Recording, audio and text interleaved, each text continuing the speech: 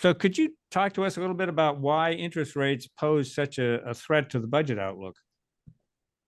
Yeah, so I mean, obviously, when the federal debt is as big as it is, every time interest rates go up, you have to pay more interest to service the debt. The gross federal debt is over $30 trillion. So 1% interest on 30 trillion is $300 billion. So it's a big number.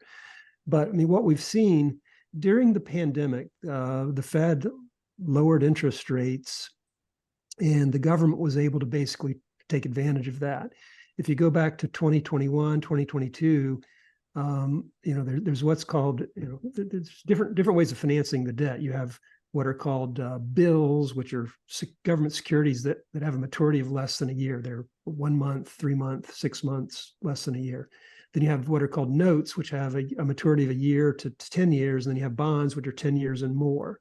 So if you think about financing the debt, the government has this menu of options. They can choose short-term bills or medium-term notes or long-term bonds. And back during the pandemic, those rates, the bills, the notes, and the bonds, those rates were, less than 1%, actually less than 0.5% on the bills, and less than 1% on the notes, and barely 2% on the bonds.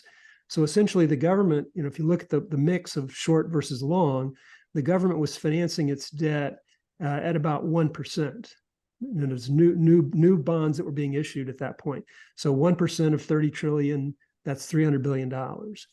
Now, since the end of the pandemic and the rise in inflation, the Fed has been trying to fight inflation by raising interest rates.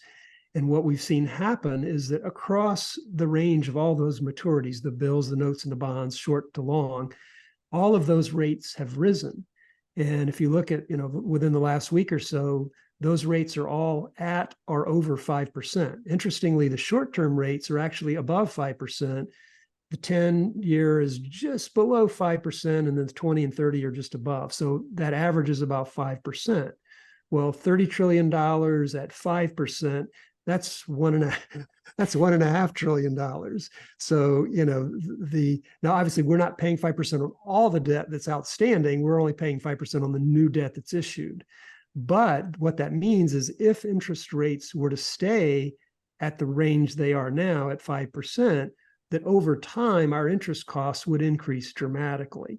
Now, it's anybody's guess how long interest rates are going to remain, at this current rate, at the current level.